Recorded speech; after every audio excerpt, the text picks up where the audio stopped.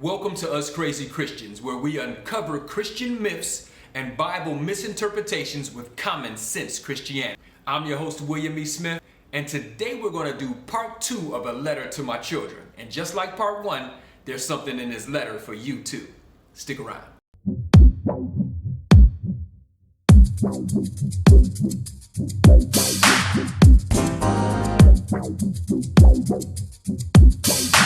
Before we get started, do me a favor. Give this video a thumbs up by hitting the like button, hit the subscribe button if you haven't already, plus hit the notifications bell to be notified every time we post a new video. Thanks. I appreciate you. Now let's get into it. To you, my children, I came to my current place in life with a history of not being the best father. I was full of insecurities, full of fear, and overly religious while raising you. I felt like a huge failure. I think it was my 45th birthday, and all I said I wanted for my birthday was just have all my kids and my grandkids in one spot together. And what I did is I went and pulled out those old video footage of you guys when you were real little kids. And I remember watching the video footage and realizing that I was currently wearing the exact same clothes that I wore about 15 years ago when I was taking those videos with you guys. It was embarrassing. Remember how many times you had to remind me about my own birthday? I mean, my birthday was around Christmas, and I'm Santa Claus. I've been Santa Claus all my adult life. So when Christmas is coming, I am trying to fill those shoes as Santa Claus, and that's where my mindset is. So all I'm thinking is how to do this, and I'm struggling to make sure that I can get you guys what you needed and what you wanted. And so you would have to say, Dad, what you want for your birthday? And I'd be like, oh yeah, that's right, my birthday is coming up. And I would never even remember. My point of this is to say to you, my children, that I was wrong. I told you to love God first, to love your neighbor second. And as I think about it, I don't think that I ever told you to love yourself. That is because I was teaching you what I believed, what I lived, and I was wrong. Now I know this may sound blasphemous coming from Dad, but you need to love yourself first. Yes, even before loving God. I would argue to say that if you think you love God more than you love yourself, then you probably don't really love God at all. I'm daring to even say that you cannot love God. You cannot love your spouse.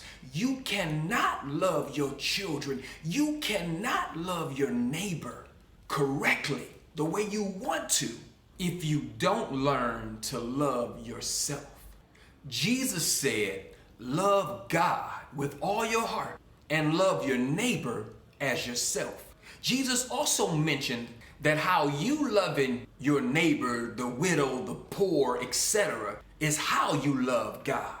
Jesus said to love the orphans, the widows, the poor, the homeless, etc., the downtrodden, as you love yourself. I believe Jesus was wise enough to know the audience he was speaking to. He was speaking to a nation of Israelites who had much pride, much self-love.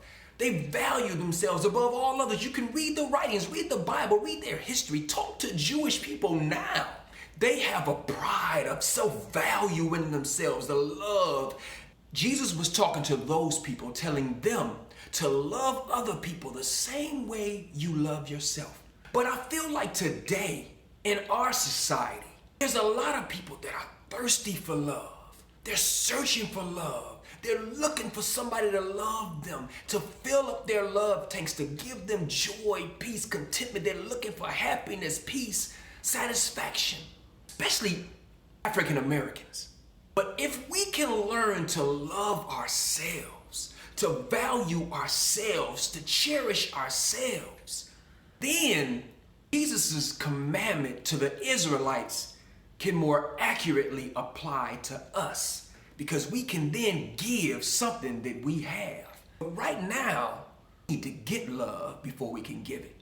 You, my children, you need to get love yourselves before you can accurately give it. 1 John 4:20 in the Contemporary English Version says, but if we say we love God and don't love our neighbors, we are liars. We cannot see God. So how can we love God if we don't love the people we can see? Scripture repeatedly pairs loving God with loving people. And Jesus said, love those people like you already love yourself. Think about it. Again, I ask you, how can you possibly give something to someone else that you do not possess yourselves? If you don't have it, how are you going to give it? I believe that if you don't love yourself, then there is no love in you to give. Let that marinate. For all of my religious viewers ready to cast the devil out of me because of that statement, it's understandable. And I do plan to do a video where I might go into more detail about loving yourself and in scripture. But today's video has a different purpose. Justin, Emmanuel, Destiny, Daniel, love yourself, value yourself, forgive yourself, respect yourself, cherish and take care of yourself. Once you do that, once you just begin it, automatically you will be better spouses. You will be better parents. You will be better family members, better children, better citizens, and you will be much more happy. You will find joy and peace and contentment. Even if the external circumstances are not what you want them to be, internally, inside, which is the most important, you will be happy. You will feel love. It is amazing. And I want that for you. And it will be absolutely natural for you to do those exact same things to your spouses, to your children, to your family, and your friends. But until you do that, you will always struggle with loving people. You will even struggle with loving your loved ones the way you want to love. You won't have the capacity to love them. Hear me. Hear my words. Hear my heart. I didn't learn this until in my late 40s. And it's clear to me now that lack of genuine love for myself is the biggest factor in me not loving your mother the way she deserved to be loved. In me not loving you the way you deserve to be loved. And me not loving God the way he deserved to be loved. I simply couldn't give what I didn't have. I realized that loving yourself sounds selfish or self-centered, but that idea is only a facade. The definition of being selfish or self-centered is lacking consideration for others and only being concerned with your own personal profit or pleasure, only caring for yourself and ignoring the needs of others. It don't sound like you to me. You guys are the most generous, giving, kind people I know. Selfishness is not the same as love. Please don't get them confused. Being kind, loving, and compassionate and forgiving of others is easy. It's so easy when you already do those same things for yourself. We have been deceived to believe that it's wrong for us to love ourselves first. But I believe that one of the major reasons the divorce rate is so high is because you find people who don't love themselves and they're looking for somebody else to give them the love they don't already have. But if you can get two people who already love themselves coming together and now they love themselves so much, all they want to do is love the other person, that marriage is successful. That marriage is full of happiness, joy, and peace. Dad promises that if you begin to love, value, forgive, cherish yourself, your cup will run over with those exact same attributes, and they will overflow and touch everyone around you. You don't even have to try. Your dad had a lot of insecurities, fears, and even some phobias that haunted me my entire life. And I won't go into them all, but I'm going to talk about this one because it involves you. I heard stories growing up about babies dying, babies and young children dying for a myriad of reasons, and leaving the parents overwhelmed to the highest degree, and some even suicidal at the loss of a young child or a baby. And I couldn't imagine going through that pain. I couldn't imagine how I would cope if something like that happened to me. So as a defense mechanism, I kind of prepared myself. I prepared a wall, a mental block, a shelter, a safety for myself out of fear. The idea of one of you dying haunted me mercilessly. The more I looked at your beautiful smiles or heard your laughter, the more fear overtook me of losing you. Do you remember how I used to always say to your mom that while y'all were little, y'all were her kids, and then when y'all became 7 or 8, you'd be mine? That was because I believed that the age of about 7 or 8, the odds of y'all passing decreased significantly, and so I could embrace you more.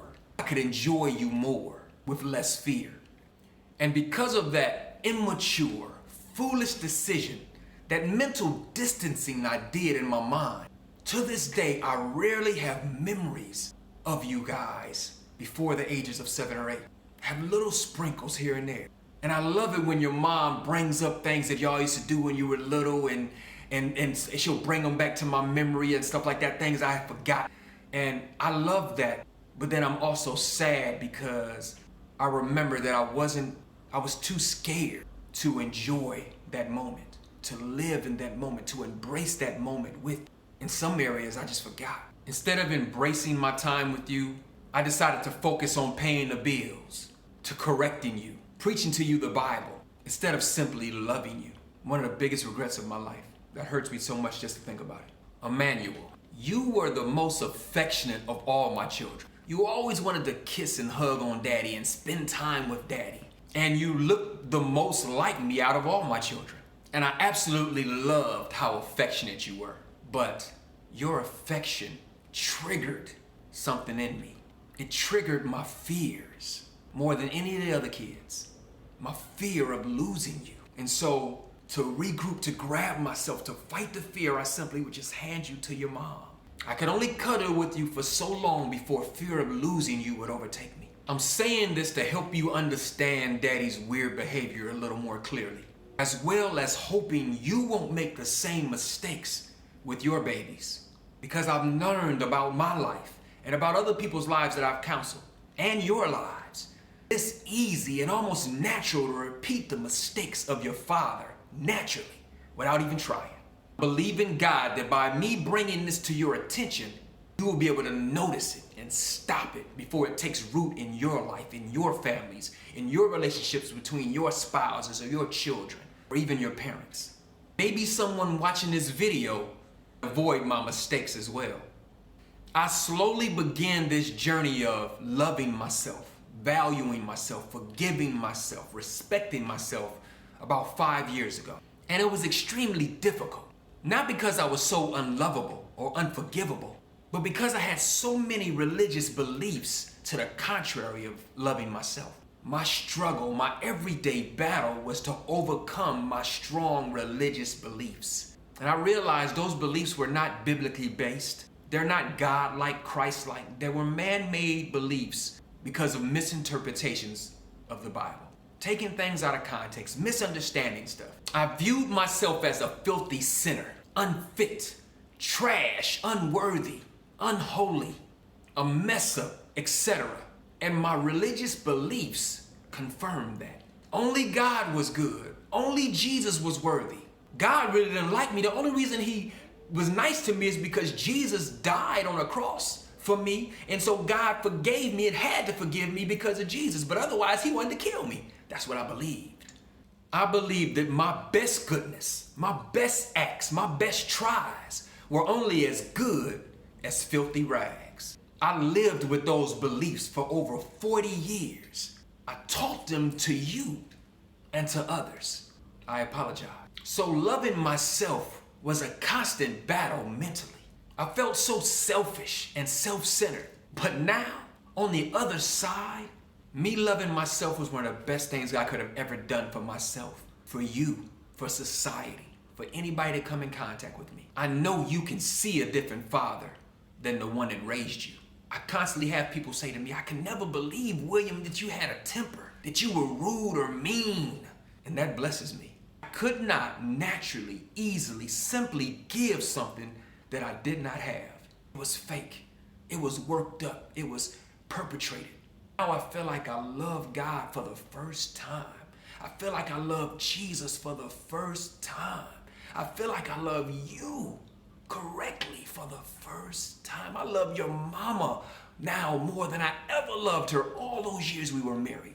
She should be able to attest to that. I had to love me first. Once I began to love myself, loving others became smooth as butter. And the more I learn to love myself, the more I learn I'm able to love others without even trying, really. Let me reiterate to you, my amazing, talented, intelligent, gorgeous, strong, powerful, outstanding, awesome children. Fuck what you heard from me, from church, or anyone else. Love yourself. Appreciate yourself. Value yourself. Forgive yourself. Cherish, adore, and take care of yourself. Make it a priority. Love tank up and it spills out onto everyone you come in contact with. Notice you'll begin to love society, love your city, love your neighborhood. Love will just overflow out of you. How can you give what you don't have? Stock up on love for yourself. Then it's easy like Sunday morning to give that love to somebody else. If any of my children or anybody else watching this video thinks I'm in error, pray for me. It's possible. I've been wrong before. I'm sure I'll be wrong again. I grow and learn. God and life teach me lessons about this journey. Teach you. Absolutely love and adore you all. My children and even everyone else watching these videos. One more video, free of the letter to my children, the conclusion. See more from Us Crazy Christians, do me a favor. Give them a thumbs up by hitting the like button to the channel. If you subscribe and you're a returning guest, what are you waiting for? It's free. Plus notifications bell to be notified every time we post a new video. It's possible that God is more loving, kind, and compassionate than we previously believed. Watching, I appreciate your time. Until next time, be blessed.